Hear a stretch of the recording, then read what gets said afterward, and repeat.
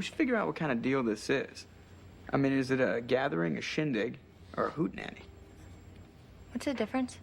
Well, gathering is brie, mellow song stylings. Shindig, dip. Less mellow song stylings, perhaps a large amount of malt beverage. And hootenanny. Well, it's chock full of hoot, just a little bit of nanny.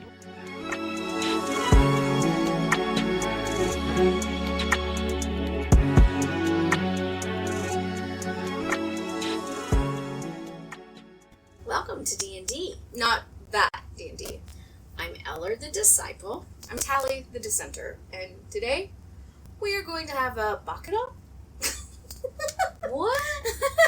So, we're going to talk about Saturnalia, which has had a huge influence on what we think of as the Christian Christmas holiday. We wanted to talk about the things that have influenced modern Christmas. Oh, okay. Well, I did, at least. Okay. Well, I'm going to ask questions as we go along. Okay. Because I'm sure you're right, and I've heard it some before, but I don't really know much about it. Can I start with this question? Sure. Do you know why Puritans came to this country? Puritans in particular? I thought people came here to get land. That would be one of the reasons, but... And then, there was prisoners that were, had an option to come here. Like indentured servitude. Indentured servitude, so then they could get their freedom and get a place. Yeah, I don't know about those Puritans, per se.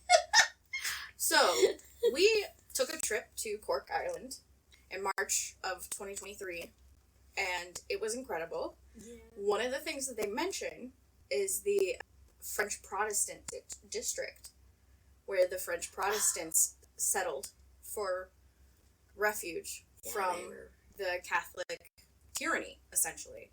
It is not dissimilar why the Puritans came to the United States, just then the colonies, to take the land and settle because they wanted to be free, to not have to be Catholic and to be Puritan.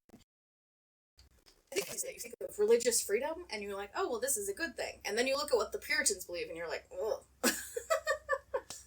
I'm always interested when people say that it's a Christian country. The way of Christ is to make sure people are fed and cared for, and we don't do that. So recently I heard somebody say, we're not a Christian country until that happens. Some of the people that have kind of this movement to force prayer in school, we have so many denominations of Christianity, whose prayer is gonna win? Really? That's what you want to spend your time about? Yeah.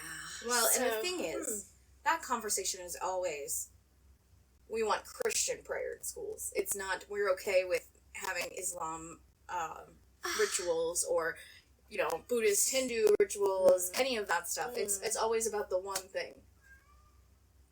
So it's conformity and assimilation instead of diversity. I mean, in some ways, that Puritan values thing hasn't left. So do you think that came out of Puritanism? Oh, yeah, definitely. I would say that my understanding, maybe I should do a little bit more research, so don't quote me as gospel on this, is that the Puritans are also... Sorry. Oh, yeah, turn of phrase. I didn't even think about it. I was just like, this makes sense. Anyway, sorry. The Puritans were many proponents of, the witch trials and things like that happened. Well, I understand that we didn't just have those in the U.S. What, the trials? The witch trials, that they were in other countries. Other countries, yes, did the witch trials. I thought it was interesting when we did that tour and he talked about the French district where the French Protestants settled, that it was a very interesting thing, and they talked about the Catholic market and the Protestant market being separate markets. You couldn't shop in the same markets. But that's why there's the English market in Cork, and it's such a thing.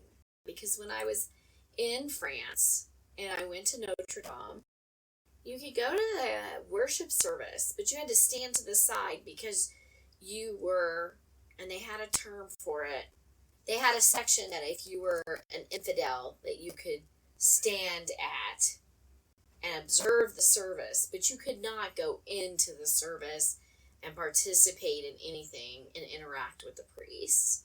And while I was there, it was during Lenten season, so it was Easter, not Christmas, but so they have a sacred archive that is the crown of thorns, allegedly, and you could get in line, and as you were taking communion, you could come up and you could kiss or touch the container that the crown of thorns was in, and it was kind of this idea that you could get an extra blessing. Or I have an interesting thought about that.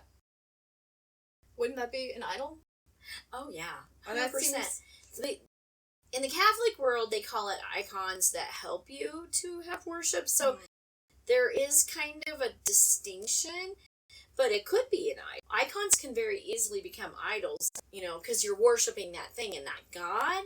But if you're interacting with that thing to bring you closer to God, that's a different definition.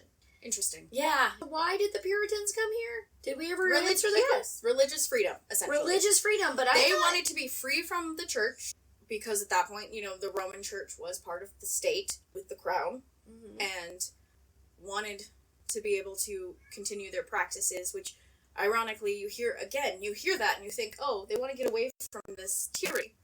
But then you look at what their practices are, and it is very you have to do what I say, and it has to be conformist. And we've spoken before about Calvinism, and a lot of this Puritan movement came from the Calvinists and came out of that. And that's why it's foundational in our history, essentially. I mean, then you have smaller groups like the Quakers that weren't quite as extreme. If you will. I mean, they still have, every religion I feel has their own rules that sometimes it's really, is this the best thing? Is this the thing we're spending our one life on?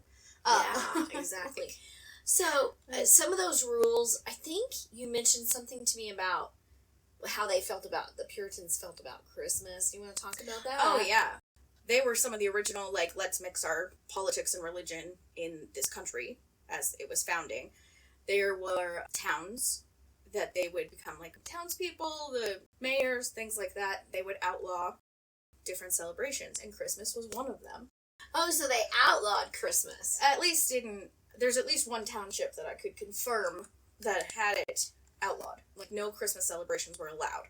Because Christmas came from those pagan traditions of Saturnalia, which was essentially a bacchanal.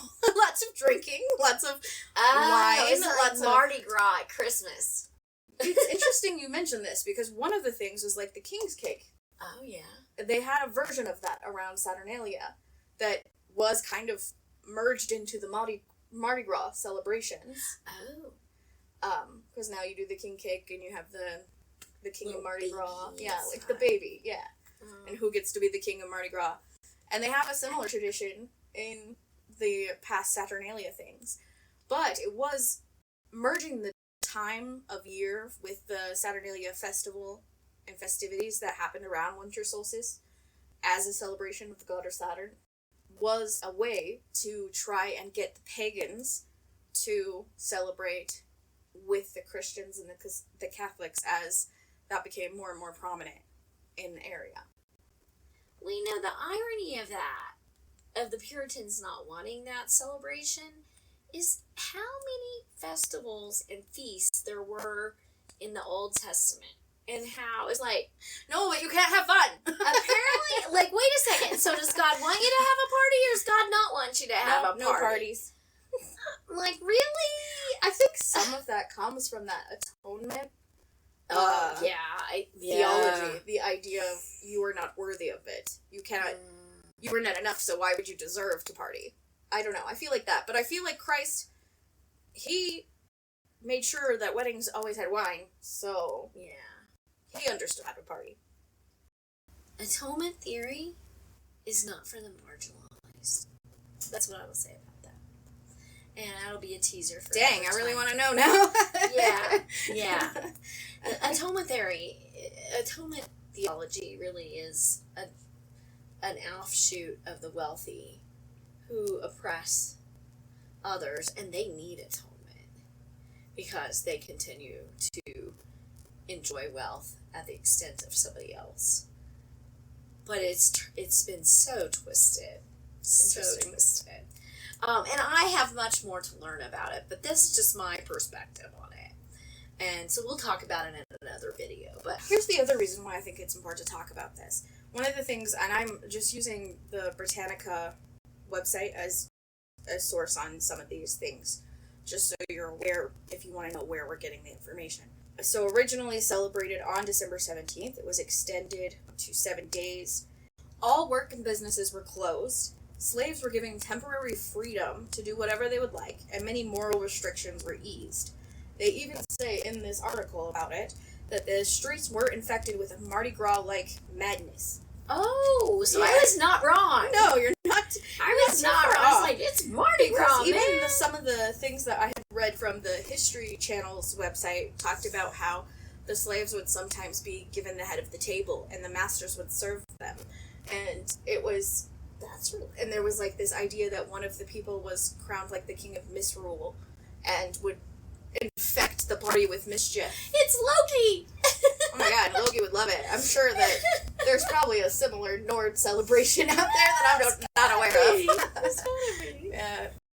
Essentially, part of why I feel like it's important to talk about this is, like, we have these traditions. There are other examples of, like, Catholicism specifically, but Christianity in a more general sense, making holidays more friendly to pagans.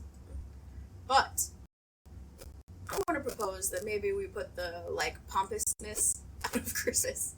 We can keep Christ in Christmas by feeding the poor, housing the unhoused, making changes that benefit everyone to make the world a better place. Because if all we have is this one life, then we should be trying to make things better overall, in general, for the generations to come. Maybe we should put the Saturn back in Saturnalia.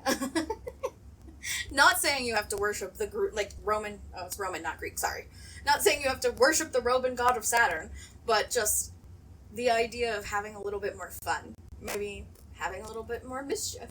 And doing things differently. And honestly, the other thing I would like to return to is these festivals where we just, like, have 7 days where nothing is open. Let's do that. That sounds great. 7 days. You know how big of a deal in the U.S. That would be it huge is to have one day? I know. One day. I mean, seriously. People cannot even anymore. Like, I don't think I heard it as much this year. But, like, on Thanksgiving, like, to have everything closed down at 4 o'clock and stay closed, for God's sakes. No! All of a sudden, a few years back, we started having Black Friday sales that started in the evening. So, like, certain retailers would be closed until 4 o'clock, and then they'd open. Well, you know, somebody's working 2 retail jobs. They gotta go from one place to the other, and they don't get to celebrate Thanksgiving. I know. We need more days where the retail shuts down. It would be very interesting to see kind of a return. I mean, I think there are many different sources on this, and just for the sake of brevity, and I don't want to take too long on this, I will put some links in the description so that you can take a look if you want to know more. That we are working more days than they used to work in, like, feudal Europe, with less time off, and we're seeing higher and higher levels of burnout. I recently just did a training on resiliency and compassion fatigue, and essentially the things that happen when you are facing burnout. And I don't know, I think even something like making the winter holiday a little bit more of a big deal could make a huge difference. I don't know if you've ever, like, I don't know if this is a problem in your industry, but this is an issue in many different places, where between November 15th and the end of the year, people are taking holidays. They're taking off different days. Some people are there, some people are not there. You may or may not be able to get assistance with different things that you need, and you're just supposed to pretend like everything is normal and everything's taking 3 times as long to get back to you or go through whatever process. I hate that. So it's like, maybe we should just, I don't know, close down for the months we would rather be hibernating. Well, you know, one of the things I did want to mention is the holiday at this time of year in the Northern Hemisphere especially has kind of this overall idea of celebrating the return of light, whether it came from the Saturnalia or people that think about the winter solstice and have celebrations around that. Which is what and Saturnalia Christmas and Hanukkah also have light as very big and Diwali. themes. Diwali does, correct.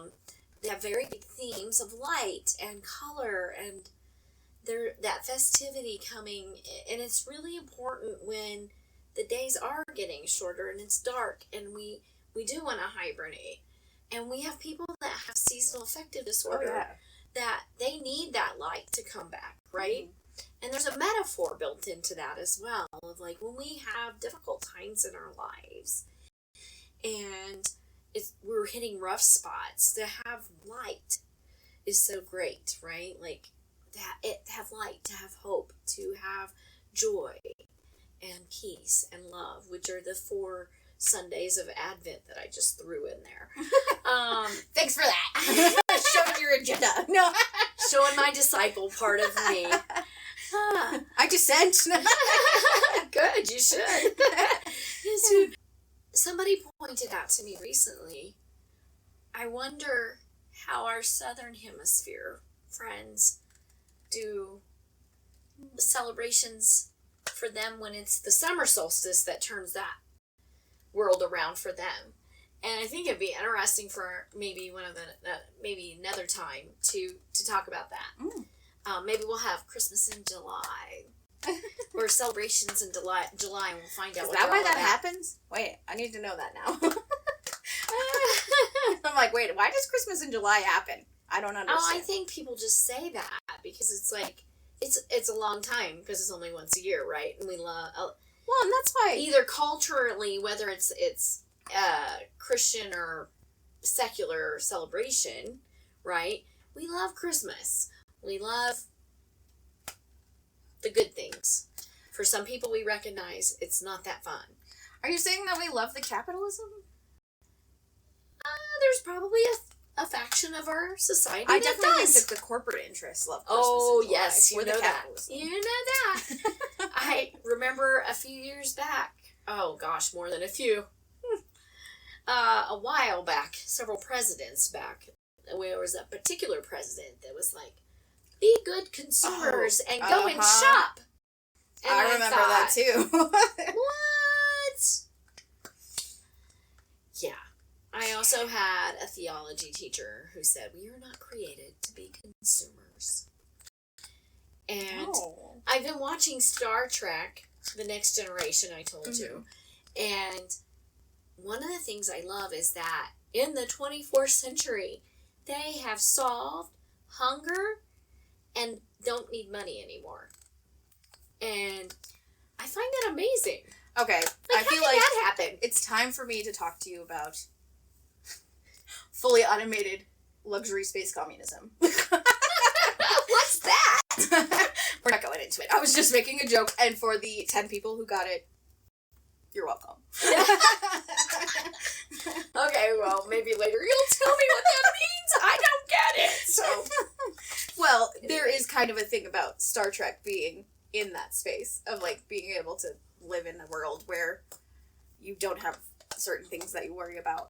I love that idea. And I've had this conversation with you about if we could find a way to make the things that are required to live not ever be touched by the profit motive, how much better life could be. I could understand saying like, you know, you don't need the iPhone, right? Like this isn't a necessary thing.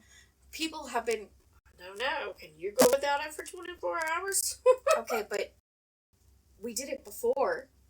We did it once upon a time. I remember. Yeah, but there's this chemical that it releases in our bodies. Okay, you don't have that to talk to causes me an about that. addiction. I already have a deficiency in that chemical. And I'm telling you, I think it's real.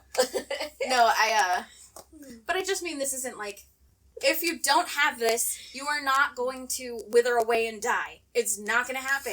If you don't have, okay, stop it. I'm Dissenter right now. No.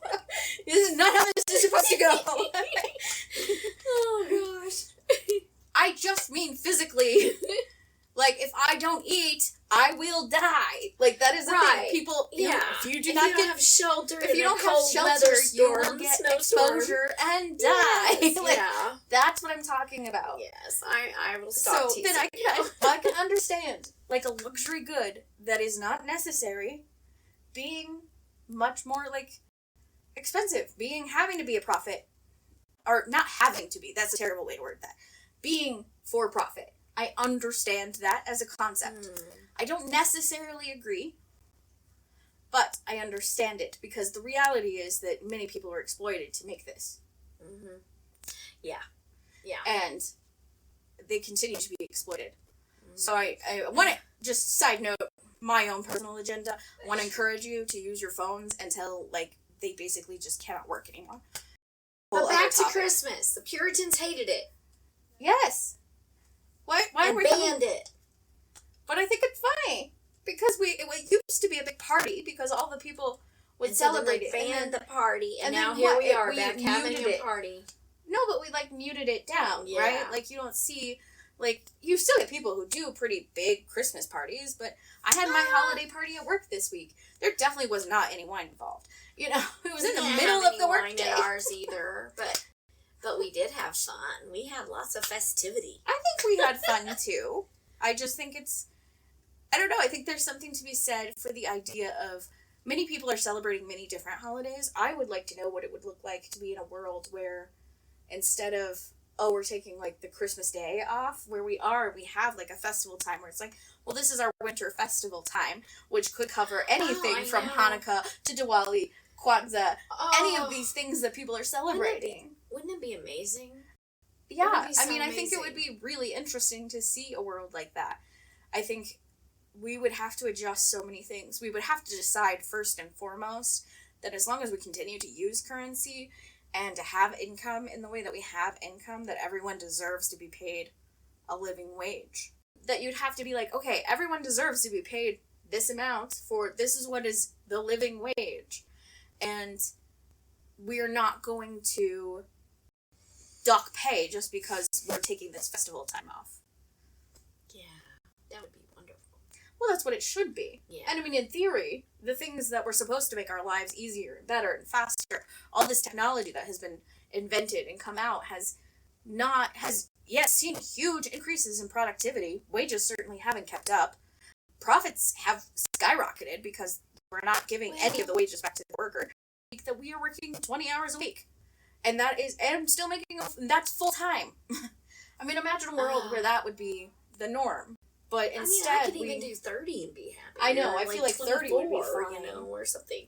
30. Like, 6-hour days instead of 8-hour days could be huge. I've been trying to go out on my lunch breaks, which are 30-minute breaks by my choice, because I like to get done with work, and then I have other things in the evening. I've just been trying to get out and get some sun for 10 or 15 minutes every day, because it's so hard, because it's dark when I get done with work. I have a coworker that a couple of coworkers that I'm with that we try to all go on walks on occasion, and I think more than ever, it's like, let's try to do that when the sun is out, just because it is so important to get that sun and to have that time. I don't know, I just think it would be, I'm a dreamer. I'm not going to act like I'm not. Don't start singing, please. I had that song in my head. I know, I won't sing it. But we don't earworm. like what's his face on this channel, so we'll have to talk about that another time. Oh, okay. I know a lot has to be like, hey, let's rethink our entire way of doing things, because I would again say there are many things that should be rethought, and even the way, like, we go to school, like, kids go to school. Teenagers need additional sleep, and they should be having later starts than we're having, but we're doing that because it's convenient for the workers. Like, the workers have to go to work, so they need their kid out of the house, so they don't have to worry about it. That's sort of what I was going towards with the idea of restructuring society, where we saw, like, okay, we have this time frame that we know. It's not unlike, you know, in Alaska they have 30 days where they get straight sun, and then they have, like, 30 days where they get just total darkness all the time. It would be super hard to live in parts of the world that were like that, right? I would say that, like, there should be adjustments to society. It should not just be business as usual. Like, It's I think that's a good point. I really do. I can't dissent or disciple it with a disagreement. Lots of but the disses in idea there. is having, like, when you're looking at society of, like, what actually practically makes sense for how the world is, not what we're trying to make it. How things exist, meaning how the time goes and all that. We've already done things where we've tried to manipulate that to our advantage, right? We have the daylight saving time stuff, for example. That is one way we've tried to manipulate some of this. We have summer break for kids. Okay. We have summer break for children in summer because of harvest and working in the fields. And that's not a thing that we have to do now. And it's like, maybe we should be restructuring that's like, okay, school is all year round, but like in the winter you have this huge block of time that you have time off, and or like you have different times throughout the. So again, I mean, if you do that with the schools, you have to change the parents' schedules as well. And I think that's the big obstacle to it. But for sure. Just my point of like, there's a lot that we can look at from the way things were previously and how it worked. And just taking, I'm not saying, oh, we should go back to the days where Saturnalia was just like a loud party and let's do that. I mean, it could be kind of fun. But but I am saying that there are things that we can learn from past traditions, from past societies. And I would say this is obviously, we are coming from a very westernized view of the world just because that's who we are, that's where we live, that's what we know. I think there's probably so much more to be learned from like other societies outside of this scope of like the Roman celebration and all of that, and the Christianity that has adopted it. There's a lot to learn. Yeah. I think we could just look overall at why Christmas is here, why this time of year is even important. I mean, I do support the solstice and support the solstice. That sounds so weird. I like the solstice. I like the idea of celebrating the solstice of like, oh, the sun's going to be around more and yeah, I don't know. Well, now that I've said all of this about changing, having a festival, why Christians celebrate at this time of year when we don't even, like, my understanding is there's not even an agreement when Christ was born. Oh, yeah. Yeah. So I would like to know, like, what do you think about that? How do you feel about the idea that one of your biggest holidays was about trying to convert pagans? Well, I mean, I don't really care. I mean, it doesn't bother me. I think it would get some people really up in arms because, no, they would not want to acknowledge that. But just because that's how it started does not change what it means to me. Mm-hmm. And I really liked what you said earlier about Christmas and more of taking care of people, and that's what I care about. I also think that it would be really great if more people could get on the same page about what it means to be human and what it means to have these differing perspectives, but agree. Just like this holiday is really, whatever holiday it is, many of them have the same theme of light. What if we, as humanity, could get around the idea that we cannot let people starve, either because we're Christians and Jesus told us to feed the hungry, or we're humanitarians that believe it is just fundamentally not acceptable to put profit motive over the care of another human being. I would argue even people who are just strict constitutionalists.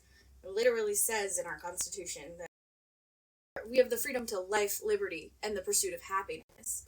And anything that prevents you from being able to pursue those things are, they're fundamental rights. Yeah. So that's what I hope for. That's what Christmas means to me. Mm-hmm. That's all I have to say about that. I have spoken. This is the way. This is the way. Ain't that just the way? We're just gonna do all these lines from these shows we love. Oh man, so great. But and I mean, what for us? We do our 25 days of Christmas thing that used to be on like ABC Family or something back in the day when it was still around, and it's not around in the same way now. So we do our own. Oh yeah, we do our own with the movies and stuff. And we're gonna, watch Gremlins. Adjust it.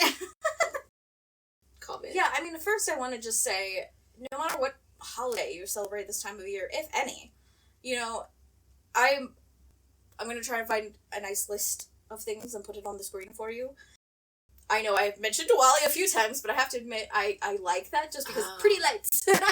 I'm very much that person. So I've seen shiny thing. I have some colleagues that celebrate Diwali, and they're just beautiful decorations. And I know there are a lot of Jewish people that don't necessarily celebrate Hanukkah because it's a very specific tradition. Again, the Hanukkah stuff is for me, it's I like the candles, and I know Kwanzaa's kind of taken some of that. I don't know if it was taken from that, but it has that similar imagery with the candles. And again, there's a lot of similarities. I think it's looking at things that make us more alike than make us different. Yes. Yes. Love it. For sure. I just want to say, whatever you celebrate this time of year, we hope that it's going to be a great one. And if you don't celebrate, then I want to introduce you to Saturnalia and have a big party. Get some wine. You don't have to have wine if there are many reasons why somebody doesn't want to drink. That's true. We do not want to encourage any troubles. But you can have some delicious grape juice or whatever beverage. Sparkling cider. Yeah, it's great. Nice. Yeah. Whatever beverage is your choice, and maybe you decide to be the Lord of Misrule for a bit. And I love it. Create some mischief. And just know, whatever you face in the days ahead, that we just wish you all the best. And we hope that you have the support and the friendship and the hope and strength to just face whatever the days bring. All right. Thanks for watching. Thanks. Please like, subscribe, and share this with friends. Thank you. Bye.